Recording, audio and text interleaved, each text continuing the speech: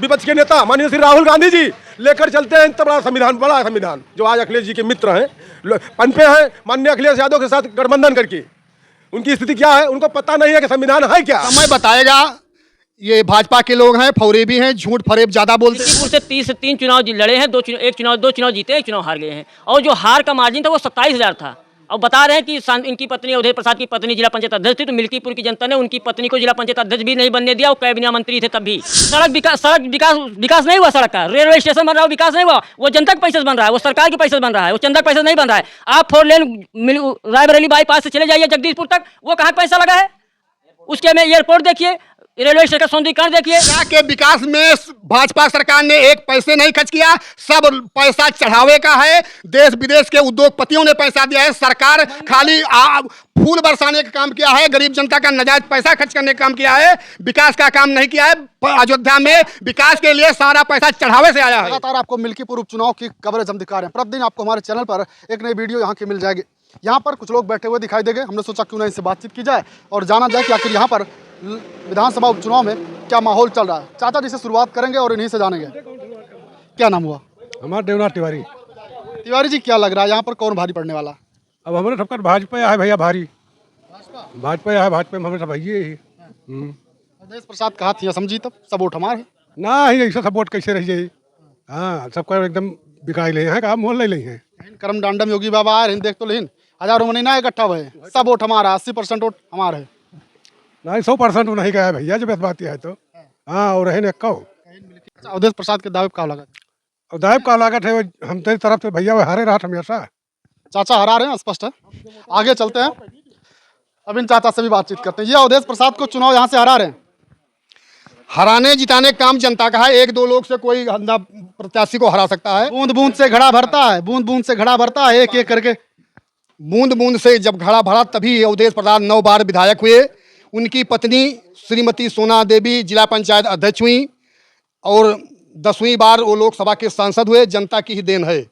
हाँ, जो फैजाबाद जनपद में अयोध्या अवधेश प्रसाद के से ज़्यादा कोई जनप्रतिनिधित्व रहने का किसी को अवसर जनता ने नहीं दिया। यहाँ पर कुछ लोग कहते हैं अवधेश प्रसाद को इस बार पता चलेगा, जो बहुत बढ़ के बोल रहे हैं। वो तो सही बात है, पता लगेगा, वो तो सही बात है, ये तो सत्य है कि पता लगेगा क्या होगा। लेकिन जो हुआ है, जो जनता ने प्यार और स्नेह और मत दिया है अवधेश जी को, वो भी जग जाहिर है, सामने है। कहते हैं अभी अवधेश प्रसाद घमंड में हैं जीत के बाद। घमंड दुनिया करती है, घमंड प्रधानमंत्री नरेंद्र मोदी भी किए थे, योगी भी किए थे कि लोकसभा की 80 की 80 सीट जीतेंगे, और कहां से कहां खिसक गए। अवधेश प्रसाद भी कह रहे हैं 50,000 से जीतेंगे। भाई वो दावा सारे लोग कर रहे हैं। जनता जिसको मत जितना देगी, मतगणना में सब स्पष्ट हो जाएगा कि कौन दावा किया और अयोध्या की सीट हार गई। अब अवधेश प्रसाद ने दावा किया है, तो मतलब मिल्कीपुर जा रहा है। भाई बिना मतदान के कैसे जाएगा? मतदान होगा, मतगणना होगी, उसके बाद में दूध का दूध, पानी का पानी अलग होगा। कह रहा है मिल्कीपुर में जो दुष्कर्म के मामले सामने आए हैं अभी ताज़ा, इसका प्रभाव काफ़ी ज़्यादा पड़ने वाला है। दुष्कर्म का मामला हर एक सरकार में होता है, इनकी भी सरकार में हुआ है, और जो भाजपा की सरकारें थीं और अदर स्टेट में हैं, वहाँ भी दुष्कर्म हो रहा है। कि जैसे ये यहाँ पर इंडिया अलायंस सीटों, इनकी सीटें बढ़ गई और अवधेश प्रसाद यहाँ से सांसद हो गए, तब से यहाँ पर ग्राफ बढ़ता ही जा रहा है। जब एक सांसद बना दिया तो इस तरीके के मामले आ रहे हैं, और जब सत्ता में होंगे तो और ज़्यादा। ऐसी कोई बात नहीं है, ऐसी कोई बात नहीं है। सबकी सरकार में ऐसा होता हुआ आया है, हो रहा है। जो गलत काम करेगा, सरकार चाहे जिसकी होगी, जो दोषी होगा उसको दंड दिया जाएगा। उसमें हमारे पार्टी के नेता दंड देने में, बचाने में मदद नहीं कर रहे हैं। उसको दंडित करने के लिए प्रशासन को आश्वासन दे रहे हैं। तो तमाम आरोप लगते रहे हैं, उन आरोपों पर भी क्या बोल रहे हैं वो आप अच्छे से सुन रहे हैं। लड़के हैं, गलतियां हो जाती हैं। जो बयान रहा, ये कह रहे हैं कि उनका नाम मत लीजिए, आप क्या कहें? देखिए, अब कथनी और करनी में कोई अंतर नहीं होता है। जैसे मुलायम सिंह यादव ने बोला था कि लड़के हैं, गलती हो जाती है, ठीक है, स्वर्गीय मुलायम हो गए तो उनके बारे में टिप्पणी नहीं करना चाहिए। लेकिन उन्होंने जिस समय ये वर्ड बोला था, उस समय समाज में घटनाएं घट रही थी और उनको ऐसी बात नहीं बोलना चाहिए था, पहली बात तो। और रही बात मिल्कीपुर उपचुनाव में, कह रहे हैं कि अवधेश प्रसाद 9 बार विधायक हुए, 1 बार सांसद हुए, तो अवधेश प्रसाद को हमेशा समाजवादी पार्टी की चाहे सरकार थी चाहे नहीं थी, वो चुनाव टिकट देती थी। मिल्कीपुर से 30 से 3 चुनाव लड़े हैं, दो चुनाव जीते, एक चुनाव हार गए हैं, और जो हार का मार्जिन था वो 27,000 था। और बता रहे हैं कि इनकी पत्नी अवधेश प्रसाद की पत्नी जिला पंचायत अध्यक्ष थी, तो मिल्कीपुर की जनता ने उनकी पत्नी को जिला पंचायत अध्यक्ष भी नहीं बनने दिया, वो कैबिनेट मंत्री थे तब भी। उस समय उनका जलजला था, जलजले में मिल्कीपुर की जनता उनकी पत्नी को जिला पंचायत नहीं चुनाव जीतने दिया। तो मिल्कीपुर की जनता क्रांतिकारियों की धरती है, ये बीकापुर की जनता नहीं है कि अवधेश प्रसाद बार बार रिपीट हो जाएंगे। पता लगेगा, चौथा चुनाव है ना, जैसे अवधेश प्रसाद को कह रहे हैं, चौथा चुनाव है तो चौथे चुनाव पता लग जाएगा अवधेश प्रसाद भारी है कि भारतीय जनता पार्टी प्रत्याशी जारी है। आप किसके साथ? हम भारतीय जनता पार्टी के साथ हैं। जनता पार्टी के साथ हैं। अवधेश प्रसाद कहते हैं कि आपकी सरकार जो महिलाओं के साथ दुष्कर्म के मामले बढ़ रहे हैं, इस पर अंकुश लगाने में नाकामयाब रही। जैसे क्या है कि 2012 से 2017 तक समाजवादी पार्टी की सरकार थी, आप उसका डेटा निकाल लीजिए, और 2017 के बाद में भारतीय जनता पार्टी की लगातार सरकार है, उसका डेटा निकाल लीजिए। पूरे प्रदेश में महिलाओं के मामले में अत्याचार काफी कम हुआ है हद तक। योगी बाबा का कद बढ़ाया जा रहा है, उन्हें मिल्कीपुर सौंप दिया गया है। योगी बाबा का कद क्यों बढ़ाई? योगी बाबा पूरे प्रदेश के मालिक हैं भारतीय जनता पार्टी के, वो जहाँ चाहेंगे तहाँ का जिम्मेदारी लेंगे। अवधेश प्रसाद जी कह रहे हैं कि योगी बाबा अपनी एक अलग पार्टी बना लें, बुलडोजर चुनाव चिन्ह कर लें और फिर चुनाव लड़के देख लें, पता चल जाएगा। देखिए, हम लोग सिद्धांत पे काम करते हो। भारतीय जनता पार्टी का हर एक कार्यकर्ता और हर एक नेता स्वर्गीय दीनदयाल उपाध्याय और श्यामा प्रसाद मुखर्जी के सिद्धांतों पे काम करती है। हम लोग एक देश एक निधान एक विधान के सिंबल पे काम करते हैं। इन लोगों के जैसा नहीं है कि पता लगे कि कभी यहाँ पे कभी उस दल में कभी उस दल में, ये सब चीज़ें नहीं होती है। बोलना नहीं चाह रही, ये तो बता दीजिए। ठीक है, सब जनता के ऊपर निर्णय है, क्या फालतू बकवास करे। मतलब ये जाने का रुझान जबकि ज़्यादा भाजपा की तरफ है जनता का। हाँ बस जो मन में है बोल दीजिए। हाँ, बस ज़्यादा रुझान भाजपा का आपकी। आपसे जब इशारा करते हैं ऐसा, तो ऐसा लगता है कोई तकलीफ है। नहीं, तकलीफ नहीं है। दरअसल में ज़्यादा बोलने से क्या मतलब, हम ये समझते हैं। हाँ बस। अच्छा, भारतीय जनता पार्टी हाँ, मतलब भाजपा के ही साथ है फिर तो। आप किसके साथ हैं? हम तो पूरी तरह भाजपा के साथ हैं और योगी जी के साथ हैं, माननीय नरेंद्र मोदी जी के साथ हैं। हाँ। चाचा कह रहे हैं समाजवादी पार्टी फिर से यहाँ पे जीतेगी। जनता का जो रुझान है ये एक तरफा कमल के फूल पर है, माननीय श्री नरेंद्र मोदी, माननीय श्री योगी आदित्यनाथ।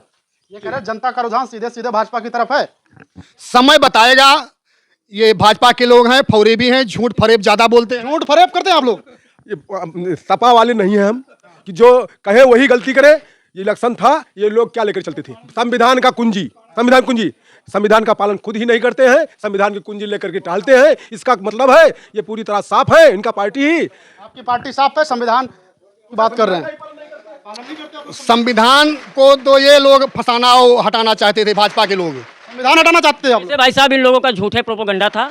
अवधेश प्रसाद दलित थे, वो यहाँ पे जैसे लोग बताए कि संविधान आरक्षण। भाई संविधान में कांग्रेस की सरकार लगातार सरकार थी, 43 बार संविधान में संशोधन किए थे। संविधान का ये लोग लेके डायरी घूमते हैं और ये नहीं पता कि संविधान में कितने पन्ने हैं। ऐसे पन्ना नहीं पता है आपके नेताओं को, कह रहे हैं। सब पता है। ये लोग भाजपा के लोग हैं, ये लोग कहते हैं कि थरिया बजाओ, कोरोना हटाओ, घर से बाहर निकलो नहीं पाथर बन जाओगे, शंकर जी दूध पी रहे हैं। भाजपा के लोग सारे लोग फरेब बोलते हैं, सब 420 झूठ बोलते हैं। फरेब करती है कह रहे हैं।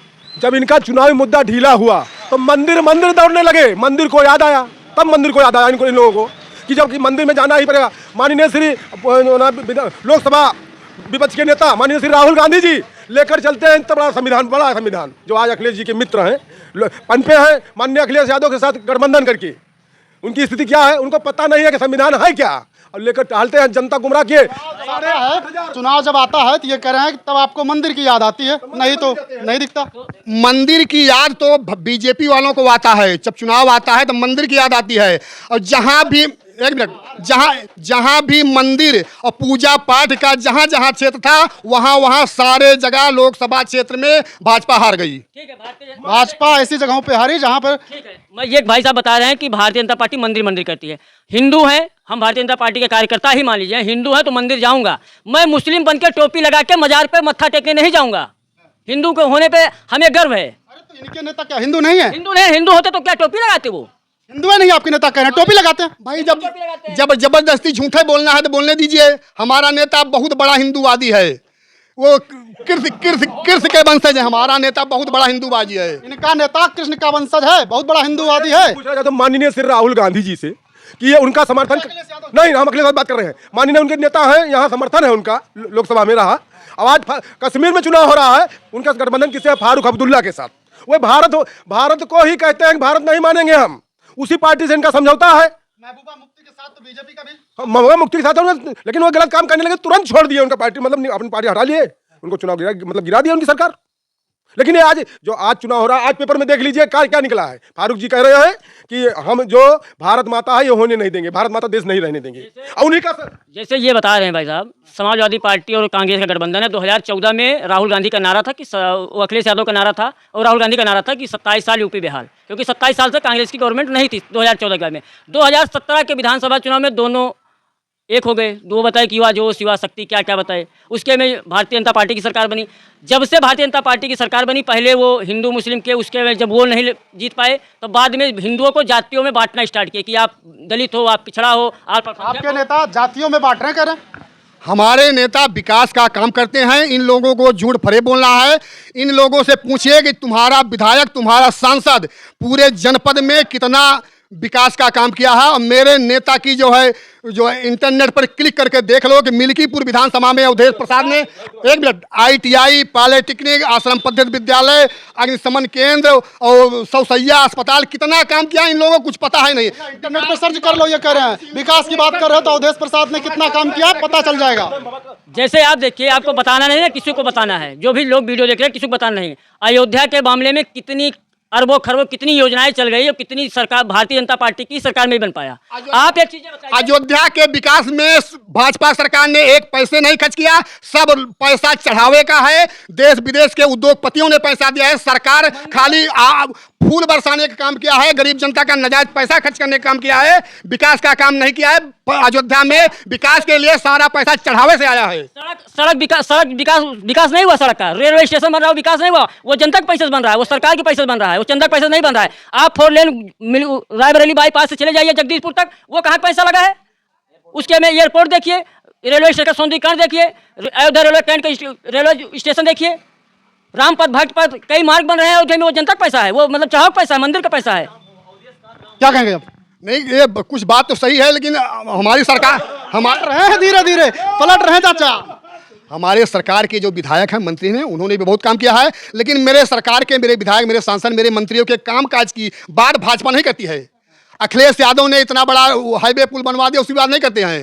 अखिलेश यादव ने जो काम किया उसकी बात क्या नहीं करते भैया आप लोग? भाई साहब, इकोना स्टेडियम बना दिया पूरे प्रदेश में, उसकी बात योगी नहीं करते हैं, बाबा नहीं करते हैं बात। क्या नहीं करते भैया इनके विकास की बात? जैसे ये पुल की बात किए, आप जानते हैं सुहावल से वो ढेमुआ घाट होते हैं, एक पुल जाता है, गोंडा को जोड़ती है।